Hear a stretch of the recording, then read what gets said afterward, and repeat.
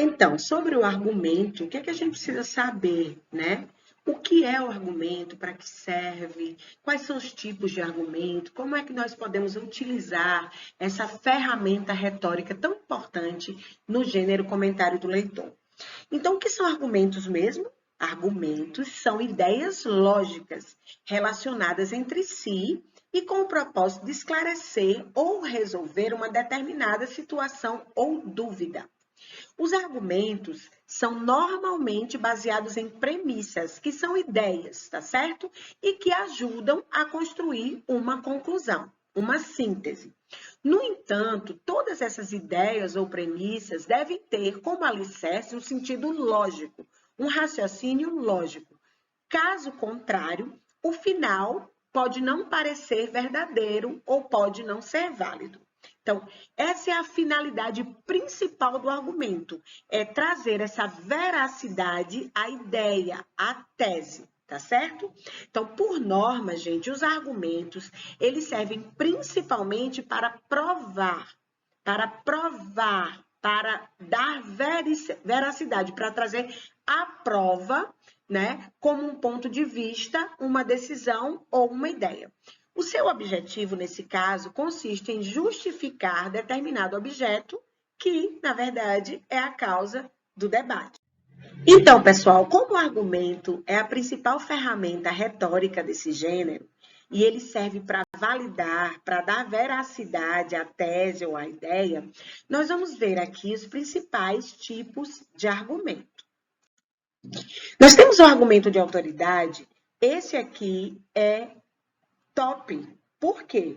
Porque o argumento de autoridade leva o auditório a aceitar a validade da ideia por conta de ter, na verdade, a credibilidade de uma autoridade sobre o assunto que está sendo tratado, tá certo? Então, por isso ele recebe esse nome, argumento de autoridade.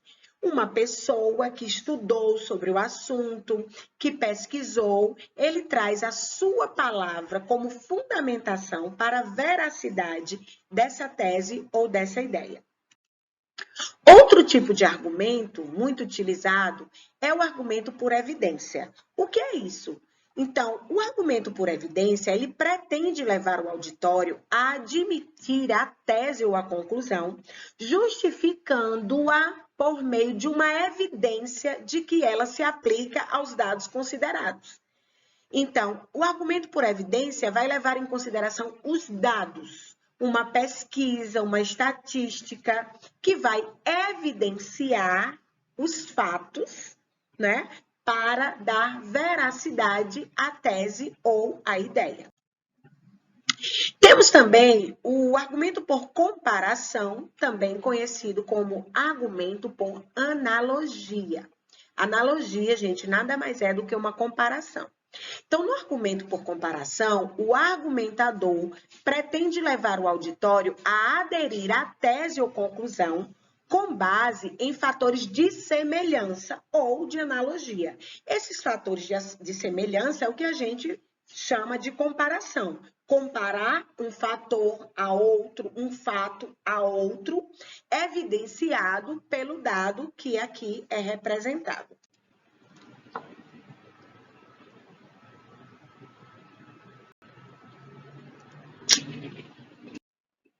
Outro tipo de argumento é o argumento por exemplificação. Como o nome já diz, utiliza-se de exemplos para fundamentar a ideia.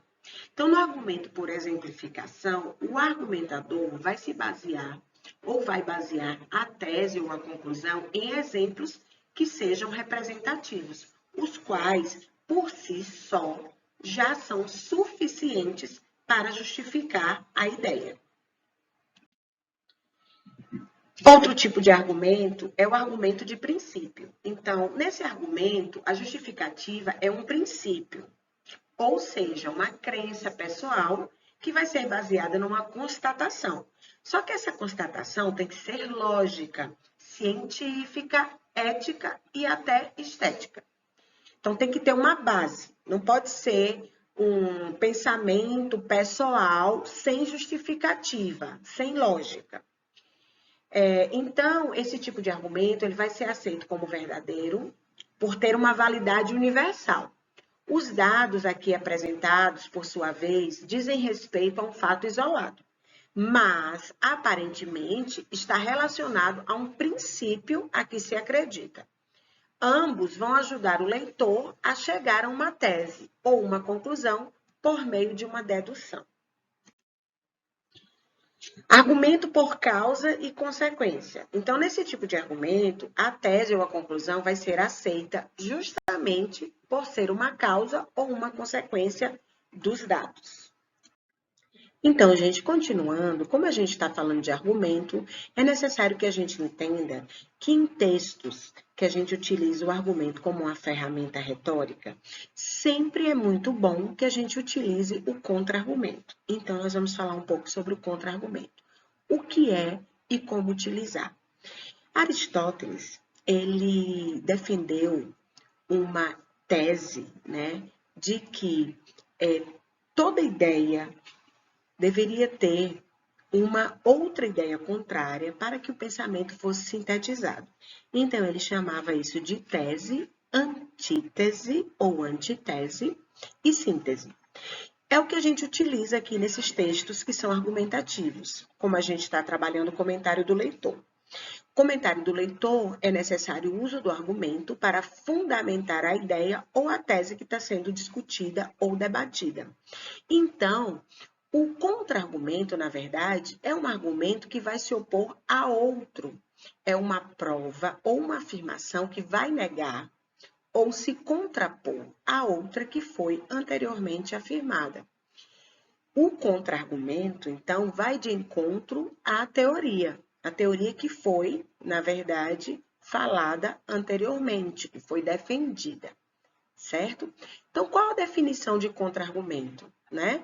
O contra-argumento, na verdade, é um argumento oposto a outro que foi afirmado anteriormente. Então, gente, agora que a gente já sabe, né, o que é argumentação, o que é o contra-argumento, nós precisamos entender alguns elementos que são chamados de elementos textuais, que é a coesão e a coerência. Então, vamos lá. O que é coesão e o que é coerência textual?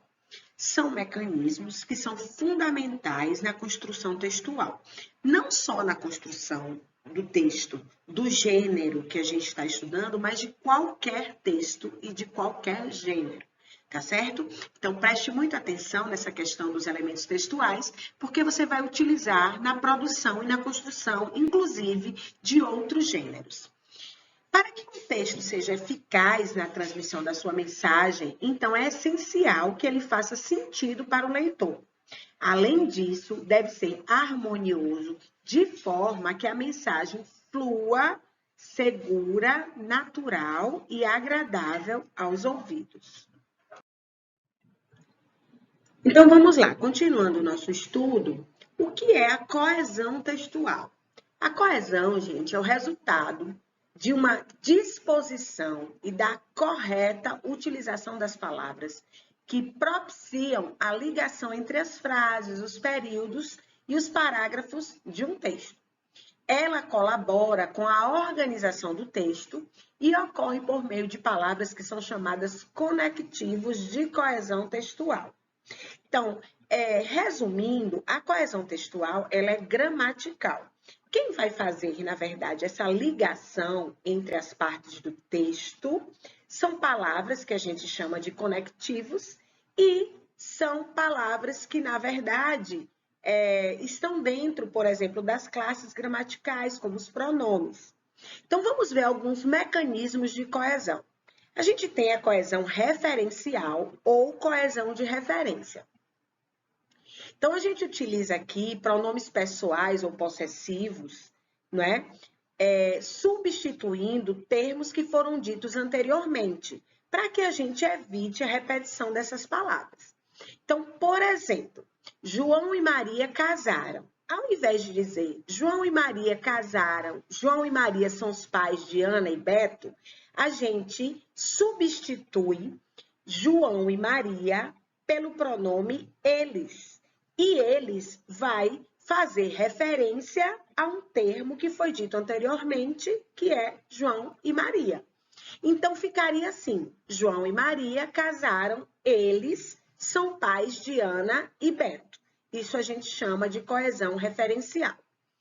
A gente tem a pessoal, né, usando pronomes pessoais, que foi essa que a gente falou agora, e tem a demonstrativa, onde a gente vai utilizar pronomes demonstrativos e até advérbios, que os advérbios são localizadores no tempo e no espaço.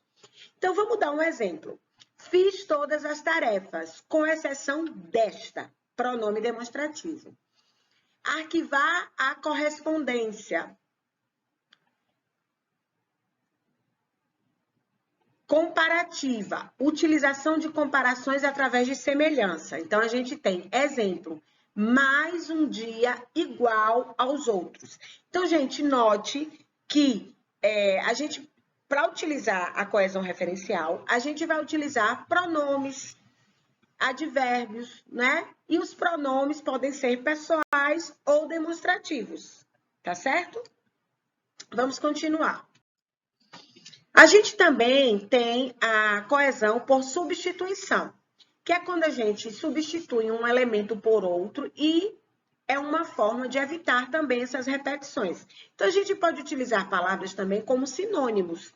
Os sinônimos são palavras que têm o mesmo sentido, tá? Então, exemplo, vamos à prefeitura amanhã. Eles irão na próxima semana.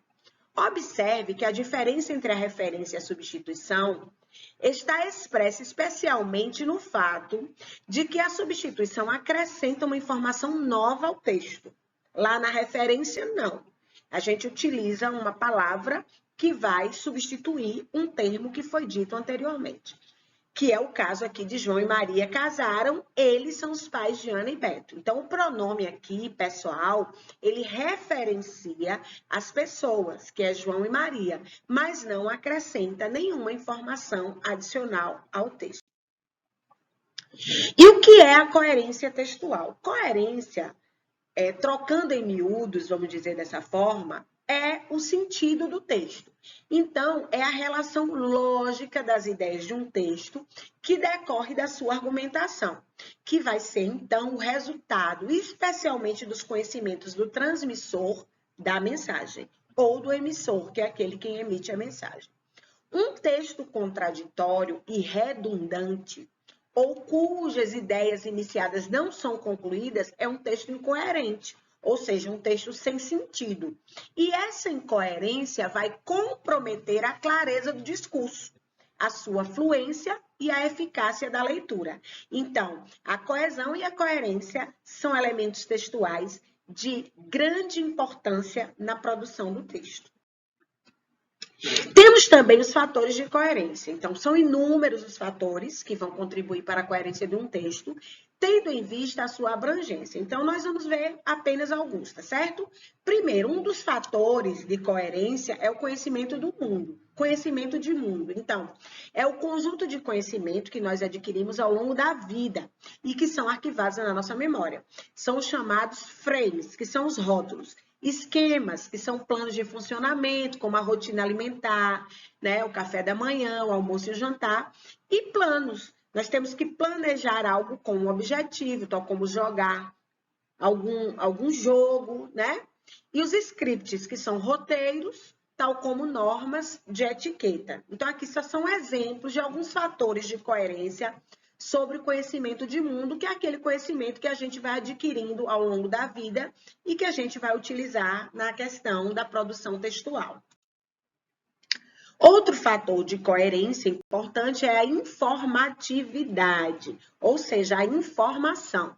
Quanto maior for essa informação, quanto maior a informação não previsível que um texto tem, mais rico e interessante ele vai ser, tá? Então, assim, dizer que é óbvio ou insistir numa informação ou não devolvê-la, com certeza desvaloriza o texto. Ou seja, a informação é muito importante, porque quando a gente tem informação, quando a gente tem leitura, quando a gente tem conhecimento, tá certo? A gente pode utilizar palavras para fazer uma conectividade maior das frases, das orações, dos pensamentos, das ideias, dos períodos, né? Porque a gente vai melhorar o nosso vocabulário quando a gente tem a leitura, a gente conhece palavras novas e aí a gente melhora o vocabulário. E essas informações também vão sustentar uma fundamentação maior no nosso texto, tá bom? Então, eu espero que vocês tenham gostado. A gente vai ficando por aqui com a nossa aula de língua portuguesa e até a próxima aula.